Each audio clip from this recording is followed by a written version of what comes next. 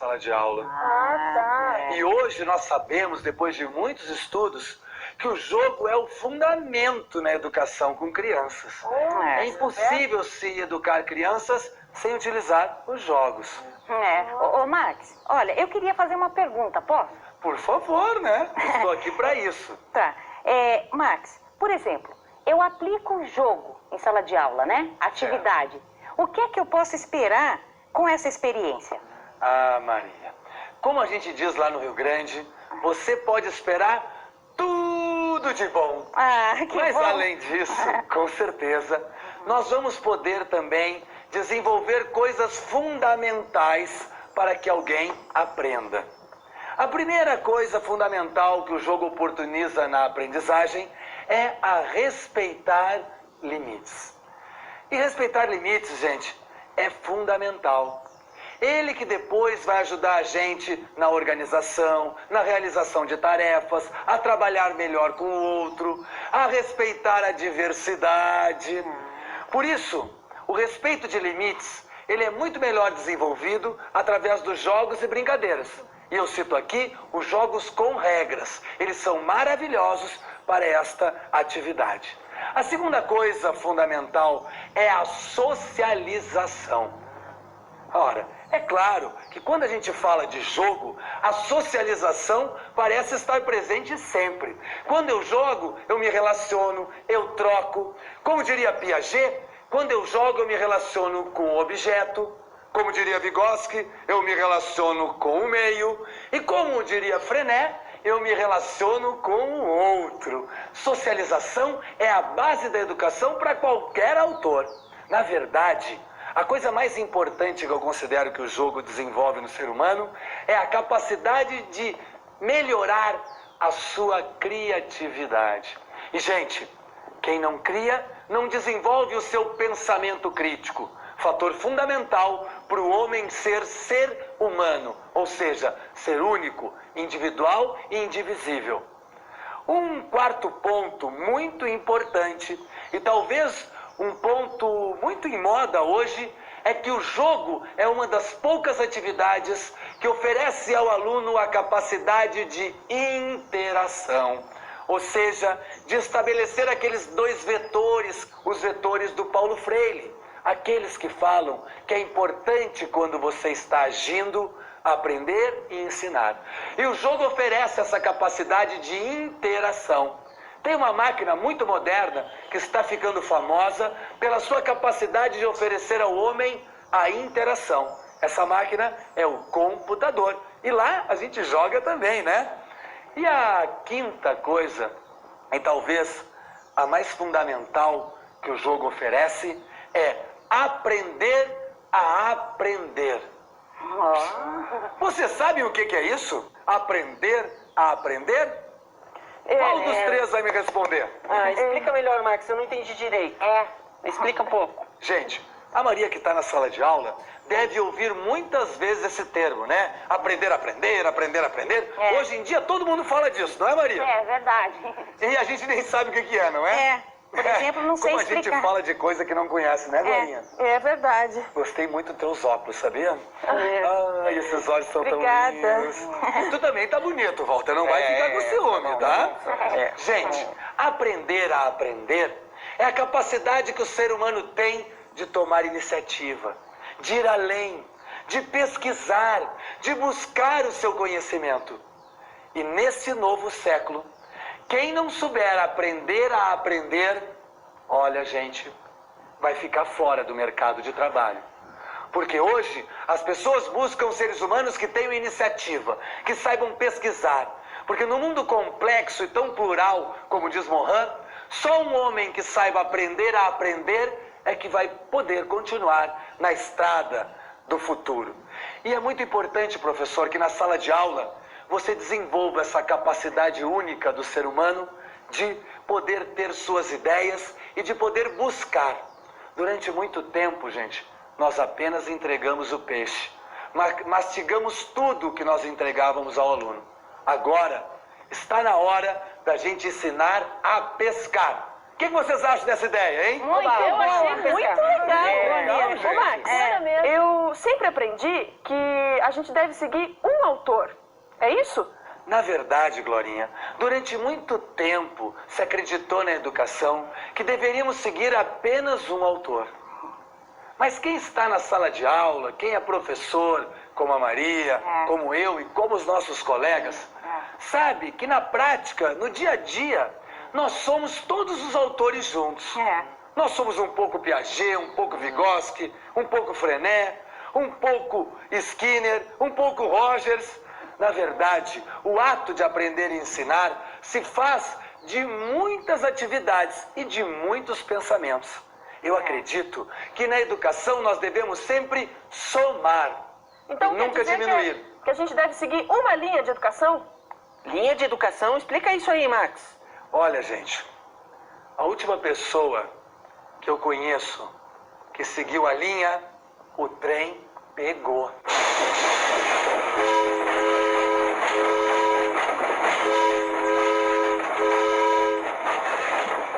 Ele leu os atrapalha. meus pensamentos. Tu, hein? Ele vive atrapalhando, Max. Não tem problema. O Walter é assim, é um guri que gosta de participar. É. Na sala de aula, a gente tem meninos iguaizinhos a eles. Mas você queria falar, Maria? Pergunte. Max, por favor, me responda essa.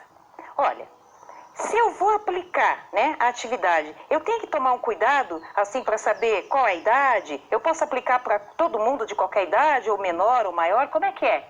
Essa sua pergunta é muito inteligente, Maria. Palmas pra Maria! Maria!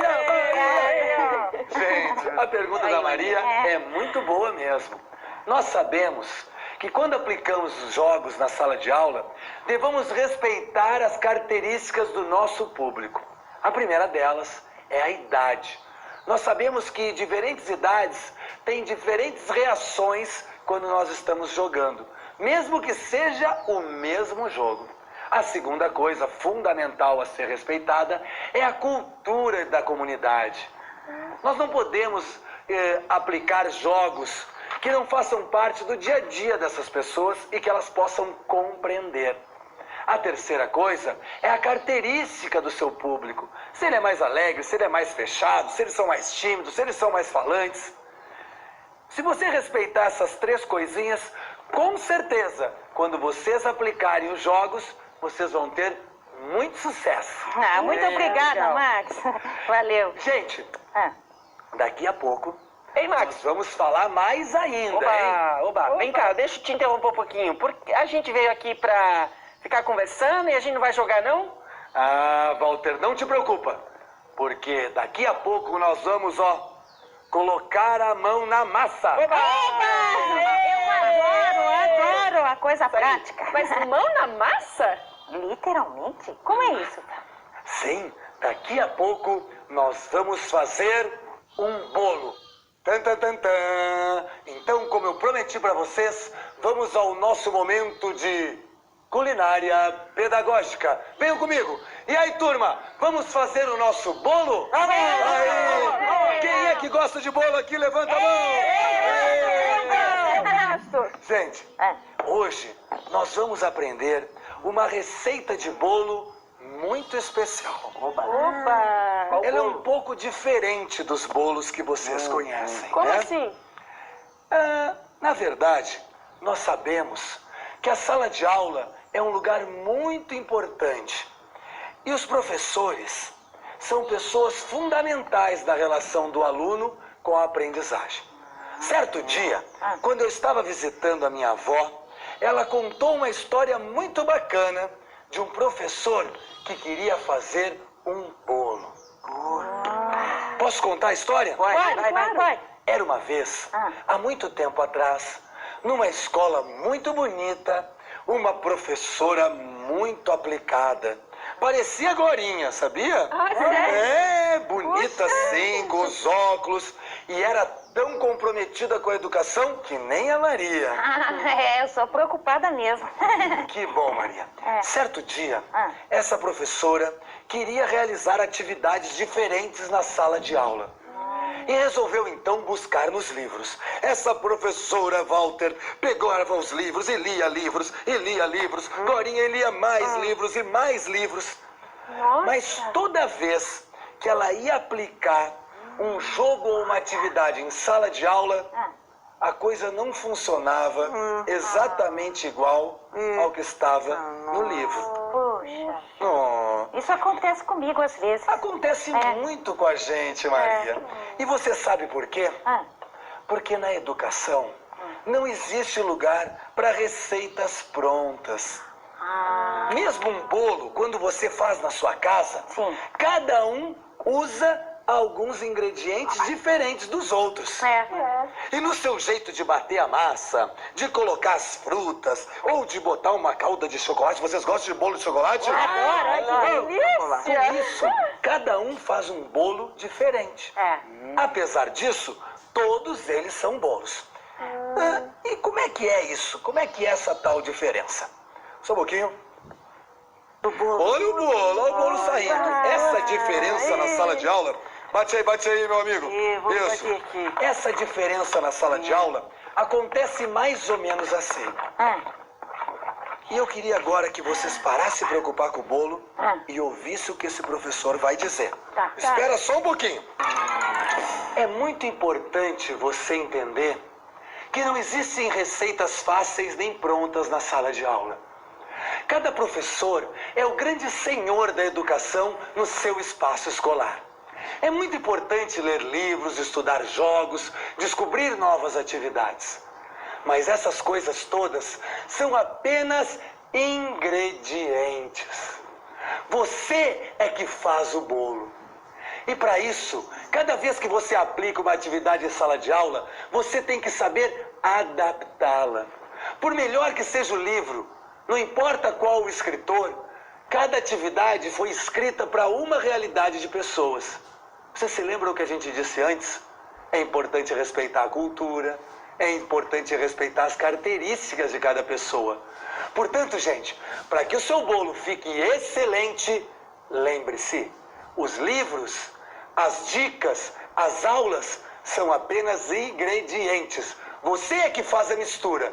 Você é que tem que realizar o seu bolo na sala de aula. Então, vamos à receita!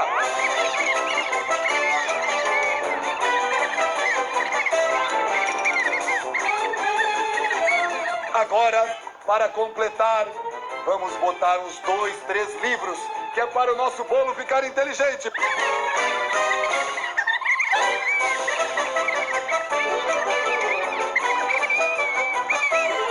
Vocês acham que a massa está pronta?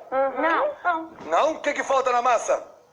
O leite, já foi. O leite já foi. Açúcar. Ah, falta um ingrediente especial. Qual, Max? Qual? Tá aqui no pote da Glorinha. Uma pitada de carinho. Um montão. Vamos pegar mais um pouco aqui. Um montão de amor. E com isso tudo, gente, o nosso bolo vai ficar uma maravilha. Vamos lá, vamos botar esse bolo no forno.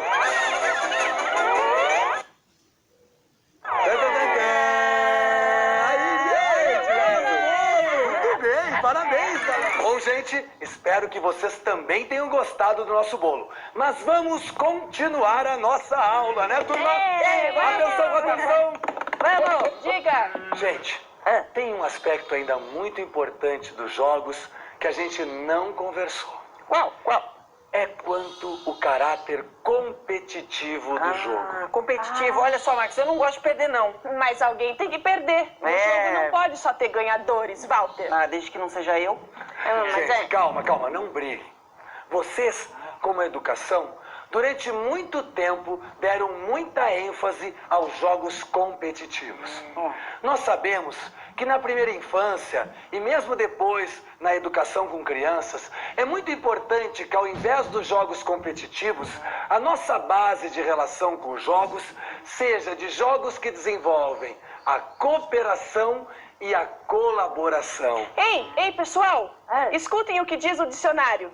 A palavra jogo é de origem latina, significando gracejo. Que bonito! Palmas pra Glorinha! Obrigada. Mandou bem, Glorinha.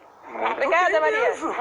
Mas quando a gente fala em gracejo, às vezes a gente liga isso a uma palavra que não é muito boa. Muitas pessoas às vezes me dizem, ao me encontrar pelos cursos ou mesmo na sala de aula, professor Max, o jogo não é uma bobagem? O jogo não é só coisa pra gente rir? Gente, o jogo, a relação do jogo é a própria alma do ato de educar. Durante muito tempo, quando o jogo era um acessório, ele parecia uma bobagem. Mas hoje nós sabemos que com ele nós podemos desenvolver muitas habilidades e competências dos nossos alunos. Por sinal, como eu já falei, o jogo é o único que consegue fazer tudo isso de uma maneira unida, harmônica e que ajude o aluno a construir a aprendizagem. E isso é tão importante, gente, tão fundamental, porque o jogo precisa se relacionar com as pessoas. E nós sabemos que o mundo muda a todo momento. E hoje, na sala de aula, nós estamos frente a uma nova criança. O Max, eu que o diga, viu? As crianças estão muito diferentes, né? Olha, sabe o que me aconteceu esses dias? O que aconteceu, Maria? Conta pra nós. Vou te falar. Um aluno chegou para mim e perguntou, professora, tinha na igreja 5 velas acesas. Um ladrão levou 3. Quantas ficaram, né? E aí, turma? Calma aí, Maria. E aí, Walter? Quantas velas ficaram? Sei lá, quantas? Quantas aí, Maria? Quantas ficaram, Glória? Tinham 5 e o ladrão levou 3. Quantas ficaram? 2. Pois é, eu também respondi 2. E sabe o que ele me falou? O quê? Professora, como a senhora é preconceituosa. O ladrão levou mais 3 velas acesas para a igreja, ele não roubou. Viu só, gente? Viu só? Muitas vezes a gente fala com a criança e não entende a lógica do seu mundo.